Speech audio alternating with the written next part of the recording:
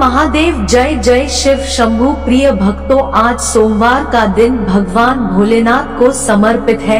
आज के दिन देवों के देव भगवान महादेव की पूजा अर्चना व शिव मंत्र का जाप व श्रवण किया जाता है।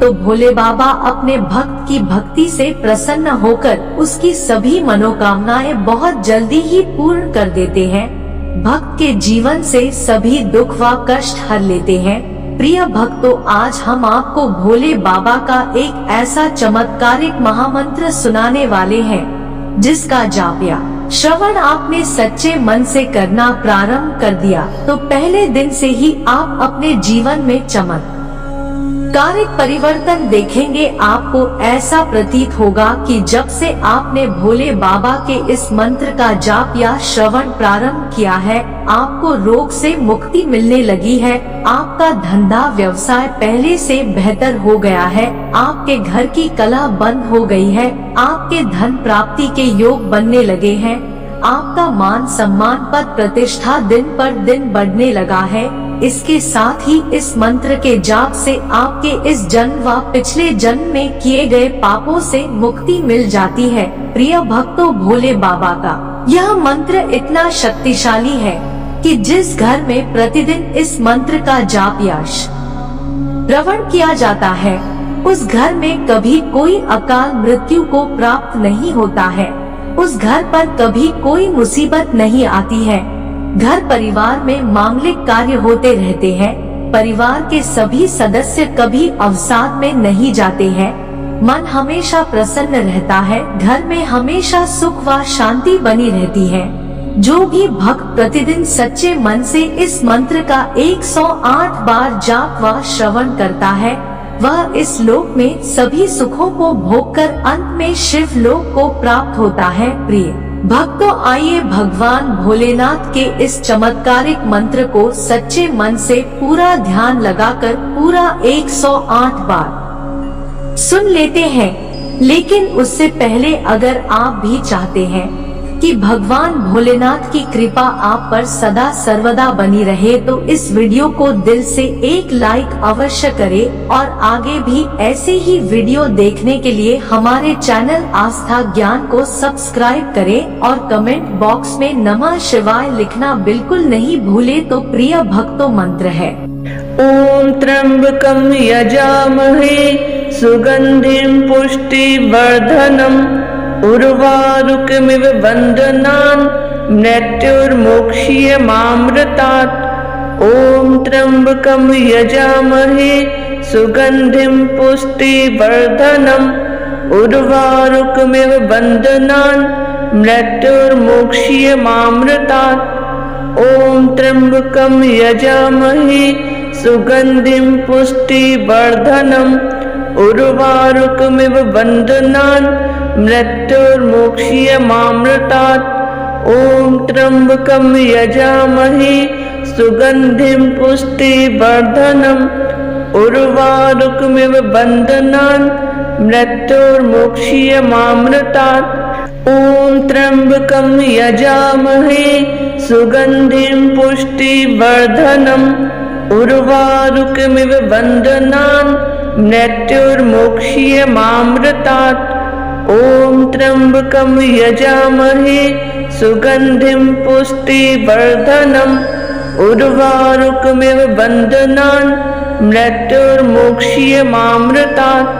ओम त्र्यंबकं यजामहे सुगंधिं पुष्टिवर्धनम् उर्वारुकमिव बन्धनान् मृत्युर्मोक्ष्यमामृतात्। ओम त्र्यंबकं यजामहे सुगंधिं पुष्टिवर्धनम् उर्वारुकमिव बन्धनान् मृत्युर्मोक्ष्यमामृतात्। ओम त्र्यंबकं यजामहे सुगंधिं पुष्टिवर्धनम् उर्वारुकमिव बन्धनान् मृत्युर्मोक्ष्यमामृतात्। ओम त्र्यंबकं यजामहे सुगंधिं पुष्टिवर्धनम् उर्वारुकमिव बन्धनान् मृत्युर्मोक्ष्यमामृतात्।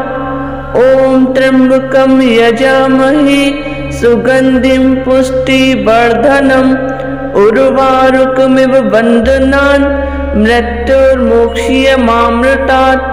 ॐ त्र्यम्बकं यजामहे सुगन्धिं पुष्टिवर्धनम् उर्वारुकमिव बन्धनान् मृत्युर्मोक्ष्यमामृतात्। ॐ त्र्यम्बकं यजामहे सुगन्धिं पुष्टिवर्धनम् उर्वारुकमिव बन्धनान् मृत्युर्मोक्ष्यमामृतात्। ॐ त्र्यम्बकं यजामहे सुगन्धिं पुष्टिवर्धनम् उर्वारुकमिव बन्धनान् मृत्युर्मोक्ष्यमामृतात्। ॐ त्र्यम्बकं यजामहे सुगन्धिं पुष्टिवर्धनम् उर्वारुकमिव बन्धनान् मृत्युर्मोक्ष्यमामृतात्। ॐ त्र्यम्बकं यजामहे सुगन्धिं पुष्टिवर्धनम् उर्वारुकमिव बन्धनान् मृत्युर्मोक्ष्यमामृतात्। ॐ त्र्यम्बकं यजामहे सुगन्धिं पुष्टिवर्धनम् उर्वारुकमिव बन्धनान् मृत्युर्मोक्ष्यमामृतात्। ॐ त्र्यम्बकं यजामहे सुगन्धिं पुष्टिवर्धनम् उर्वारुकमिव बन्धनान् मृत्युर्मोक्ष्यमामृतात्। ॐ त्र्यम्बकं यजामहे सुगन्धिं पुष्टिवर्धनम् उर्वारुकमिव बन्धनान् मृत्युर्मोक्ष्यमामृतात्। ॐ त्र्यम्बकं यजामहे सुगन्धिं पुष्टिवर्धनम् उर्वारुकमिव बन्धनान् मृत्युर्मोक्ष्यमामृतात्। ॐ त्र्यम्बकं यजामहे सुगन्धिं पुष्टिवर्धनम् उर्वारुकमिव बन्धनान् मृत्युर्मोक्ष्यमामृतात्।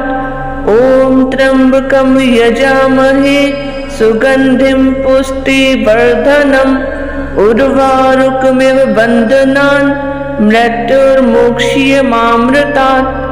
ॐ त्र्यम्बकं यजामहे सुगन्धिं पुष्टिवर्धनम् उर्वारुकमिव बन्धनान् मृत्युर्मोक्ष्यमामृतात्। ॐ त्र्यम्बकं यजामहे सुगन्धिं पुष्टिवर्धनम् उर्वारुकमिव बन्धनान् मृत्युर्मोक्ष्यमामृतात्। ॐ त्र्यम्बकं यजामहे सुगन्धिं पुष्टिवर्धनम् उर्वारुकमिव बन्धनान् मृत्युर्मोक्ष्यमामृतात्।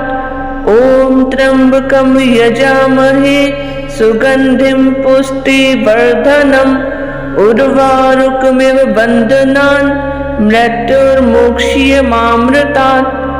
ॐ त्र्यम्बकं यजामहे सुगन्धिं पुष्टिवर्धनम् उर्वारुकमिव बन्धनान् मृत्युर्मोक्ष्यमामृतात्। ॐ त्र्यम्बकं यजामहे सुगन्धिं पुष्टिवर्धनम् उर्वारुकमिव बन्धनान् मृत्युर्मोक्ष्यमामृतात्। ॐ त्र्यम्बकं यजामहे सुगन्धिं पुष्टिवर्धनम् उर्वारुकमिव बन्धनान् मृत्युर्मोक्ष्यमामृतात्। ॐ त्र्यम्बकं यजामहे सुगन्धिं पुष्टिवर्धनम् उर्वारुकमिव बन्धनान् मृत्युर्मोक्ष्यमामृतात्। ॐ त्र्यम्बकं यजामहे सुगन्धिं पुष्टिवर्धनम् उर्वारुकमिव बन्धनान् मृत्युर्मोक्ष्यमामृतात्। ॐ त्र्यम्बकं यजामहे सुगन्धिं पुष्टिवर्धनम् उर्वारुकमिव बन्धनान् मृत्युर्मोक्ष्यमामृतात्। ॐ त्र्यम्बकं यजामहे सुगन्धिं पुष्टिवर्धनम् उर्वारुकमिव बन्धनान् मृत्युर्मोक्ष्यमामृतात्।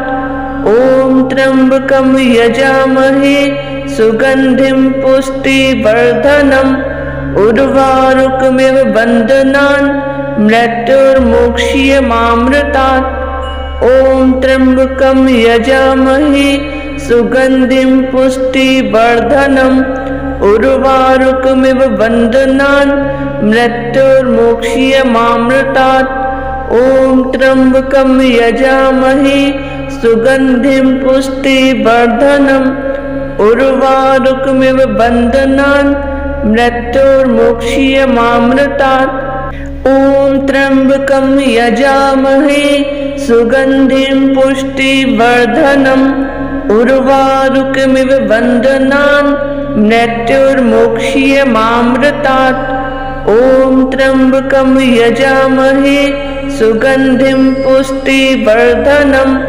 उर्वारुकमिव बन्धनान् मृत्युर्मोक्ष्यमामृतात् ॐ त्र्यम्बकं यजामहे सुगन्धिं पुष्टिवर्धनम् उर्वारुकमिव बन्धनान् मृत्युर्मोक्ष्यमामृतात् ॐ त्र्यम्बकं यजामहे सुगन्धिं पुष्टिवर्धनम् उर्वारुकमिव बन्धनान् मृत्युर्मोक्ष्यमामृतात् ॐ त्र्यम्बकं यजामहे सुगन्धिं पुष्टिवर्धनम् उर्वारुकमिव बन्धनान् मृत्युर्मोक्ष्यमामृतात् ॐ त्र्यम्बकं यजामहे सुगन्धिं पुष्टिवर्धनम् उर्वारुकमिव बन्धनान् मृत्युर्मोक्ष्यमामृतात् ॐ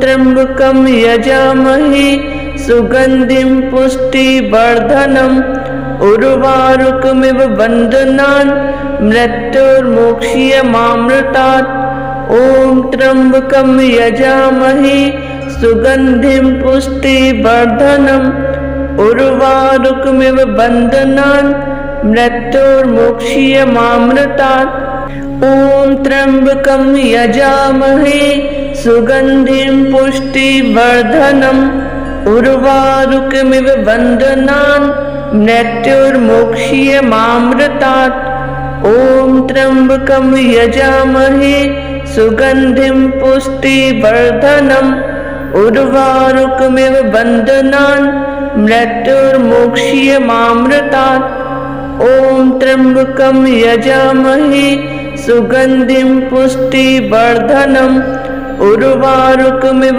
बन्धनान् मृत्युर्मोक्ष्यमामृतात् ॐ त्र्यम्बकं यजामहे सुगन्धिं पुष्टिवर्धनम् उर्वारुकमिव बन्धनान् मृत्युर्मोक्ष्यमामृतात् ॐ त्र्यम्बकं यजामहे सुगन्धिं पुष्टिवर्धनम् उर्वारुकमिव बन्धनान् मृत्युर्मोक्ष्यमामृतात् ॐ त्र्यम्बकं यजामहे सुगन्धिं पुष्टिवर्धनम् उर्वारुकमिव बन्धनान् मृत्युर्मोक्ष्यमामृतात् ॐ त्र्यम्बकं यजामहे सुगन्धिं पुष्टिवर्धनम् उर्वारुकमिव बन्धनान् मृत्युर्मोक्ष्यमामृतात् ॐ त्र्यम्बकं यजामहे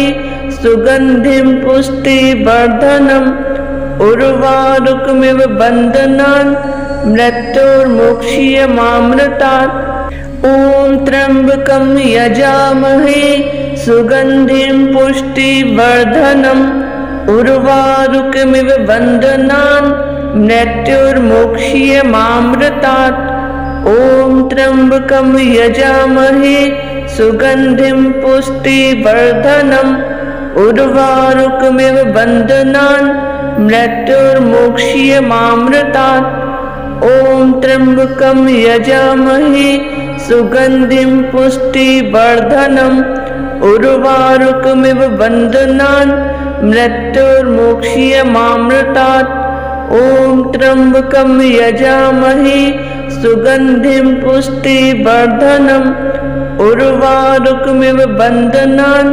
मृत्युर्मुक्षीयमामृतात्।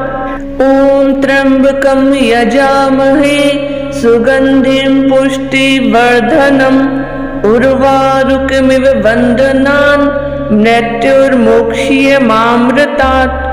ॐ त्र्यम्बकं यजामहे सुगन्धिं पुष्टिवर्धनम् उर्वारुकमिव बन्धनान् मृत्युर्मुक्षीयमामृतात्।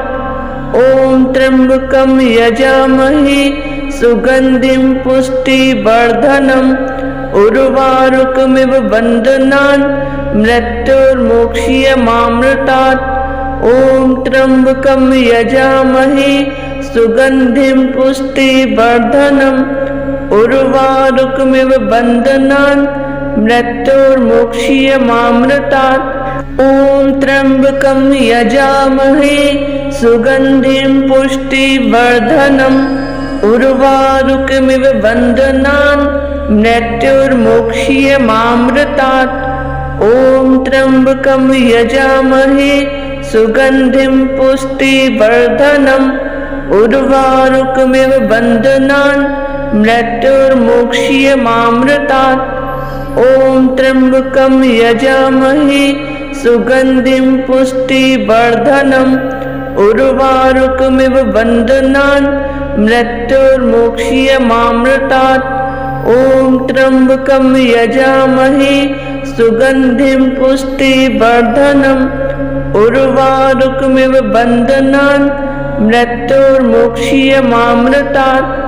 ॐ त्र्यम्बकं यजामहे सुगन्धिं पुष्टिवर्धनम् उर्वारुकमिव बन्धनान् मृत्युर्मुक्षीयमामृतात्।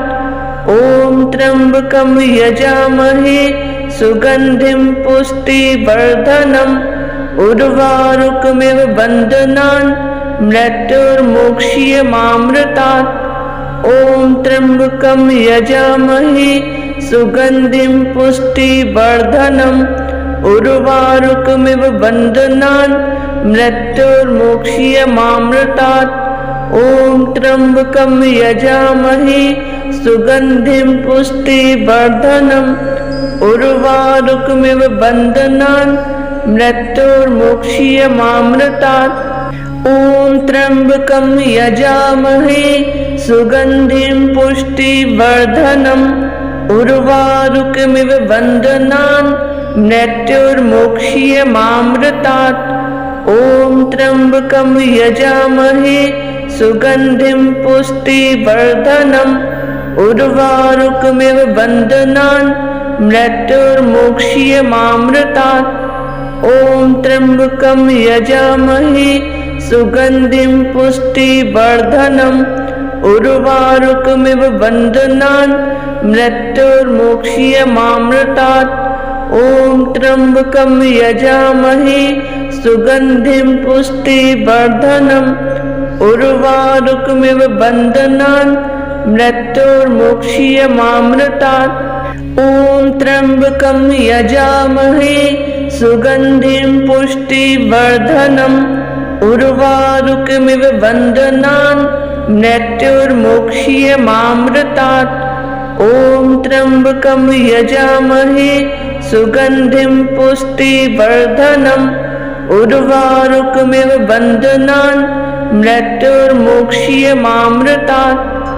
ॐ त्र्यम्बकं यजामहे सुगन्धिं पुष्टिवर्धनम् उर्वारुकमिव बन्धनान् मृत्युर्मुक्षीयमामृतात्। ॐ त्र्यम्बकं यजामहे सुगन्धिं पुष्टिवर्धनम् उर्वारुकमिव बन्धनान् मृत्युर्मुक्षीयमामृतात्। ॐ त्र्यम्बकं यजामहे सुगन्धिं पुष्टिवर्धनम् उर्वारुकमिव बन्धनान् मृत्युर्मुक्षीयमामृतात्।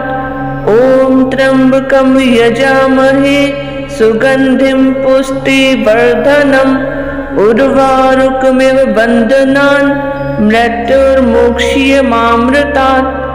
ॐ त्र्यम्बकं यजामहे सुगन्धिं पुष्टिवर्धनम् उर्वारुकमिव बन्धनान् मृत्युर्मोक्षीयमामृतात्। ॐ त्र्यम्बकं यजामहे सुगन्धिं पुष्टिवर्धनम् उर्वारुकमिव बन्धनान् मृत्युर्मोक्षीयमामृतात्। ॐ त्र्यम्बकं यजामहे सुगन्धिं पुष्टिवर्धनम् उर्वारुकमिव बन्धनान् मृत्युर्मोक्षीयमामृतात्। ॐ त्र्यम्बकं यजामहे सुगन्धिं पुष्टिवर्धनम् उर्वारुकमिव बन्धनान् मृत्युर्मोक्षीयमामृतात्। ॐ त्र्यम्बकं यजामहे सुगन्धिं पुष्टिवर्धनम् उर्वारुकमिव बन्धनान् मृत्युर्मोक्षीयमामृतात्। ॐ त्र्यम्बकं यजामहे सुगन्धिं पुष्टिवर्धनम् उर्वारुकमिव बन्धनान् मृत्युर्मोक्षीयमामृतात्। ॐ त्र्यम्बकं यजामहे सुगन्धिं पुष्टिवर्धनम् उर्वारुकमिव बन्धनान् मृत्युर्मोक्षीयमामृतात्। ॐ त्र्यम्बकं यजामहे सुगन्धिं पुष्टिवर्धनम् उर्वारुकमिव बन्धनान् मृत्युर्मोक्षीयमामृतात्।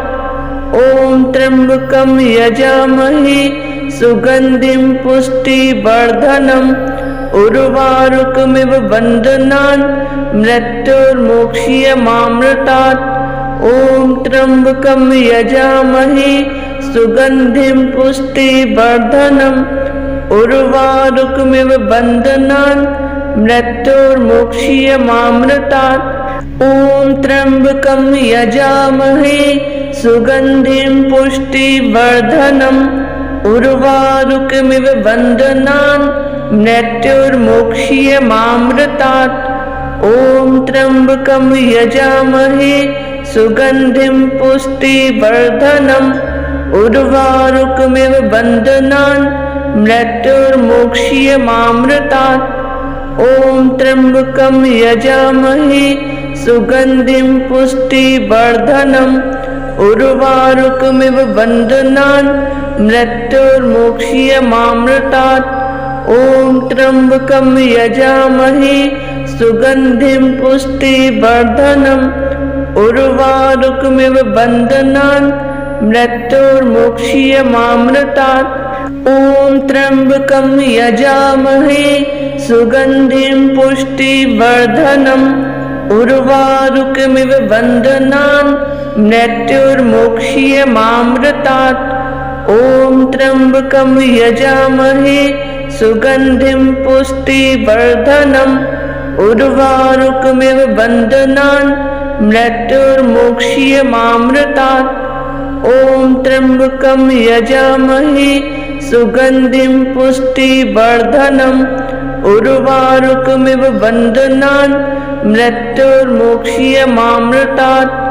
ॐ त्र्यम्बकं यजामहे सुगन्धिं पुष्टिवर्धनम् उर्वारुकमिव बन्धनान् मृत्युर्मोक्षीयमामृतात्।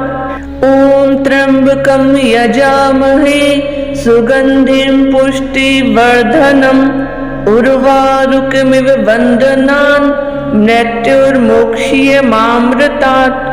ॐ त्र्यम्बकं यजामहे सुगन्धिं पुष्टिवर्धनम् उर्वारुकमिव बन्धनान् मृत्युर्मोक्षीयमामृतात्।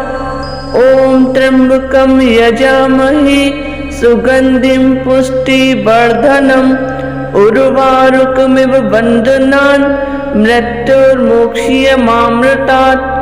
ॐ त्र्यम्बकं यजामहे सुगन्धिं पुष्टिवर्धनम् उर्वारुकमिव बन्धनान् मृत्युर्मोक्षीयमामृतात्।